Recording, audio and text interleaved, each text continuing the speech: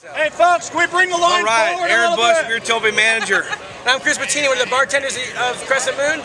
Check it out. This is Sunfest 2011, our 5th annual summer beer festival. Aaron, you put in a lot of hours on this one.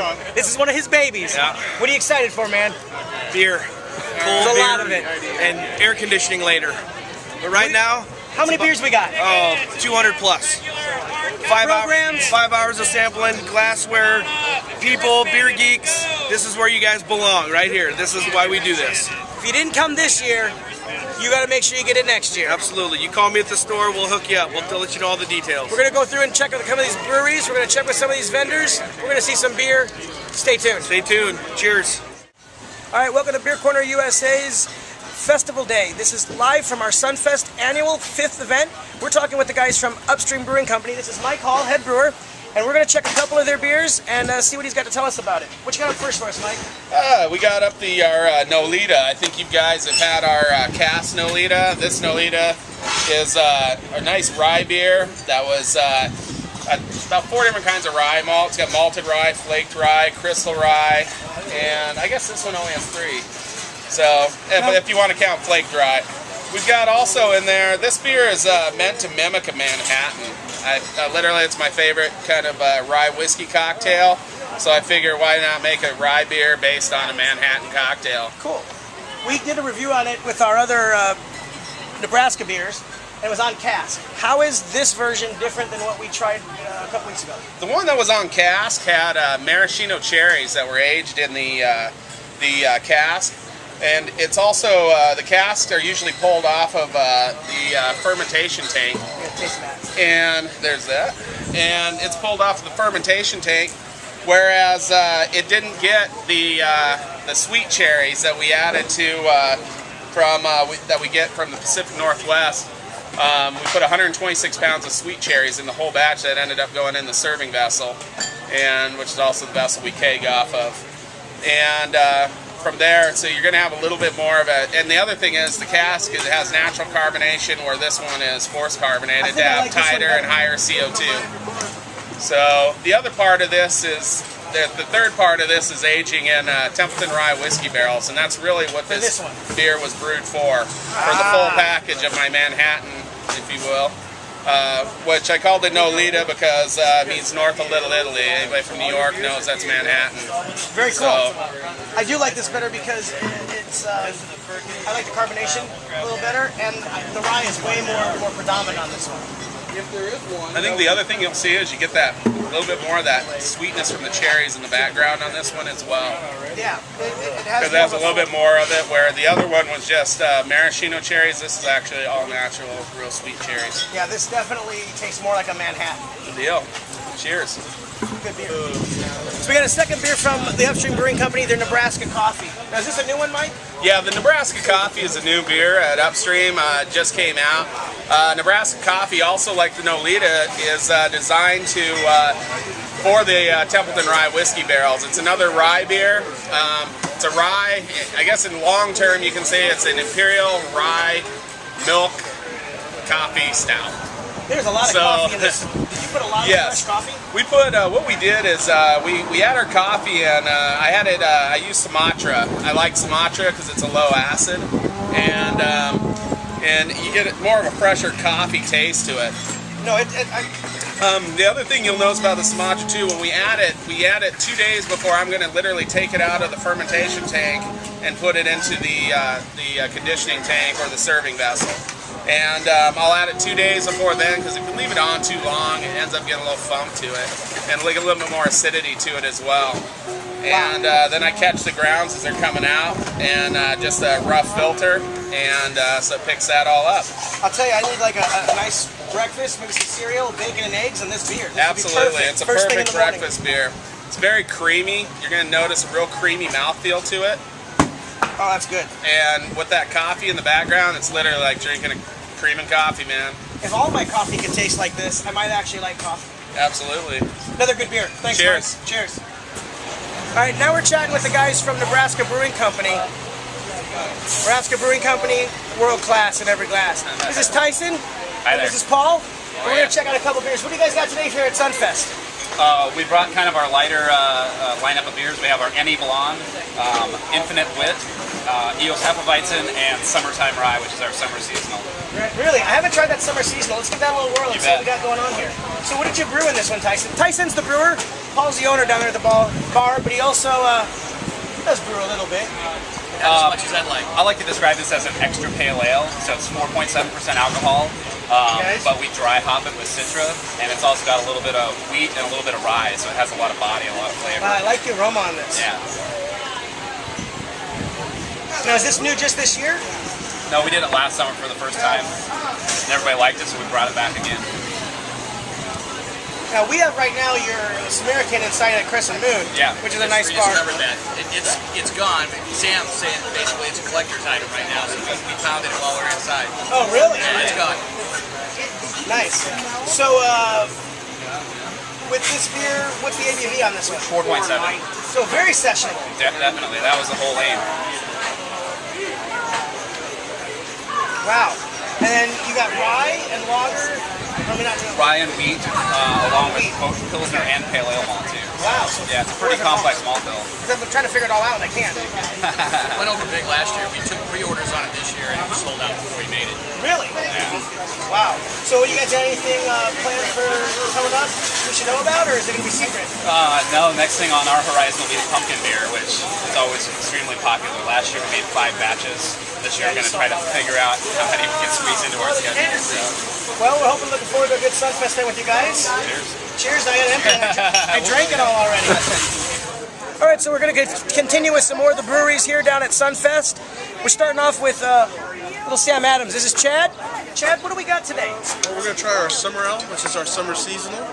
It's basically an American wheat style beer. It's got grains of paradise in it, which is an ancient African pepper, as well as you got some nice lemon pills. So you got that fruity, spicy mix that's perfect for the summertime. So it's a wheat beer, got some spice. Absolutely. Some flavors. Yep, you got some nice lemon pill in there, so you get all the citrus that you expect to have from a good wheat beer in the summer. Next beer we're going to check here with Sam Adams is their new Latitude 48. Yep, so this Latitude 48's been around now since about September. It's a fairly new beer for us. The big difference with this is it's an IPA, but we're using a lot of those noble German hops. It's going to give you more balanced characteristic than you expect to get out of an IPA. Still about 60 BUs though. Now Latitude 48, and correct me if I'm wrong, that's like the same geographical latitude where most all of these hops are grown, Yeah, right? it's considered the hop belt that runs around the world actually. It's just like wine, just like grapes for wine. Hops grow in specific parts of the region all over the world. So that's why we named it Latitude 48, just to honor those hops. Well, it's got a nice bitterness, but it's not over the top. It's very sessionable.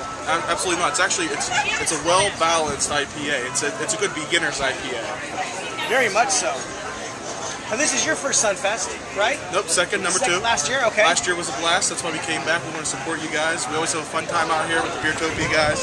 You got some great stuff here too. You got some of the different malts and ingredients. Yep, absolutely. We basically have 3 different types of malts here. We have the Hell, which is basically the backbone for the majority of beer we drink. Then we have the Caramel 60, and we have some nice roasted malts. Very nice. As well as we have all 5 noble hop varieties here. Now, how long has Sam Adams been around? We've been around since 1985. Brewer, Patriot, and summertime beer. Absolutely. All right, next we're going to check with the guys over here at Boulder Brewing Company. This is Eric, and we're going to check out their Firkin that they brought with us to Sunfest, and another beer that's 20 days yet for being released. So first, here we have that for Eric. What do you got on Firkin? We have a cask conditioned Mojo that's been teabagged with a brewer's cut of hops. Okay. So brewer's cut is when they first pick the hops and they put them in a big bale before they take them in and turn them into the pellets. They cut a section out of that and send it to the brewery so that they can evaluate their harvest. Okay. And what they've brought in. And so Chris Coyne, one of our brewers, took the brewer's cut and teabagged it inside of this cask. So you've got a teabag of Amarillo hops, Mojo, dry hopped Indian Pale Ale. Now the Mojo is a single IPA, right? Not Yep, a double. it's not a double. We do make a double called Mojo Rising, which I think they've enjoyed here on a few occasions. We have had it on Nitro. On Nitro, which is delicious. Mojo actually won the 2010 U.S. Beer Tasting Championships. It's the grand champion for the IPA category. Really? Yep. Very cool. Very, very cool. Great refreshing beer. I haven't tried this cask. Yo, that's got a nice big bold hop on it. Yep. And with the cask, you got natural carbonation. Yep. I think it rode very well from Colorado. Hey, it drove all the way very well. Now the next one I want to try is I want to do this little hop of this hop. The hoopla? Hoopla. That's what you're calling it. Okay. All right. Now this is something that's coming brand new to Beertopia very shortly. We're about 20 days out, but we're going to share it today. What is this beer, Eric? Hoopla is a collaboration brew that we did with Kyle Hollingsworth, who is the keyboardist for the string cheese incident. Really? He's a home brewer. This beer jams. Exactly. He's worked with a couple other breweries, but this is the first time that he's done a production beer. So he came in, worked with our brewers, and they came up with Hoopla, which is what style is this? It's an IPA style. He wanted to make a soft, sessionable IPA. Well, that's very true, because it's almost pale ale to me. Exactly. So it's actually listed as a pale ale. We use some chocolate malts in there, so you're going to get a little sweetness on the finish, but just a great session beer. So something you could have at a concert, a festival, and drink a few of them over and over and over again. So, now, I know that the Mojo is available year-round. Is Hoopla going to be a year-round beer, or is it seasonal, or is it a one-time thing? Well, what Boulder Beer's done for years, at least the last 9 years I've been with them, is they will test a beer by bringing it out on draft and in bomber bottles, which will be available here in Omaha in about 20 days. Both draft and bomber bottles. So we should have that not only in Beertopia, but hopefully on draft in the Crescent Moon? You better have it. Okay, I'll make sure and tell the boss. I'll drive out for that one. But if it sticks and does well, then it translates into becoming either a regular seasonal or looking at making it a year-round beer. Kind of that's the way Hayes started, Mojo started that way. Our biggest success as of late has been a American-style wheat that we've seeped pureed Oregon blueberries into called Kind of Blue. And that thing has been rocking. I wasn't for it at first because I'm not a big beer guy, but this thing is tremendous. Awesome. And you've got Kind of Blue today? Yeah. Kind of Blue. It's available in the state right now in 6-packs and on draft at various places. You got a nice lineup. You always bring a good setup. Yeah, thanks. We are Colorado's first microbrewery. So you've been around before any other microbrewery in Colorado? Yep. We got our craft brewery license in 1979. What was cool, more exciting than being as old as we are, which is 32 years this year. Wow. Is that after Carter changed the home brewing laws, we actually have brewing application #1 in the United States. Really? Yeah. Very cool. Yeah. Good to talk to #1. Good to be here. All right. We'll see you around. Yeah, man. We're going to check in with the guys at Empyrean. I got Vinny, I got Jimmy. This is Nebraska's first craft beer brewery. Let's see what they got. So what'd you bring for Sunfest today, guys? For Sunfest, we have our Belgian wit, we have our regular honey gold, and we do have a cask version of that with Baron Jaeger. At 5 o'clock, we will start with our Picante Smoked Ale, which does have a peppery, lingering flavor, and then our Supernova, which is our Summerfest beer that we've recently started to bottle. So. Oh yeah, we're going to take some beer. Absolutely. I got to be smart though. I got Vinny and Jimmy. I don't want my legs broke. All right. Let me try on that honey gold. Let's see what we got on that one. This beer is on cask. It is infused with the Baron Jaeger. I know you're one of the brewers, Jimmy. Did you brew this one? I did not. Our master brewer, Rich Chapin, brewed this beer. So the honey gold, that's a common beer, but what did you do differently? Pretty much he put it in a cask and put a little Baron Jaeger in there with it to give a little more honey liqueur flavor to it. It added a little depth, and since it is in the cask, we are serving it a little warmer than usual, so some of those notes stick out a little more. If you have never had Baron Jaeger, that's a Huber House shot. It's good. It's real good. Absolutely. It works really well with that beer. There is a good amount of honey in that beer to begin with. Wow, that's really nice and refreshing. The honey just has that summertime flavor. Absolutely.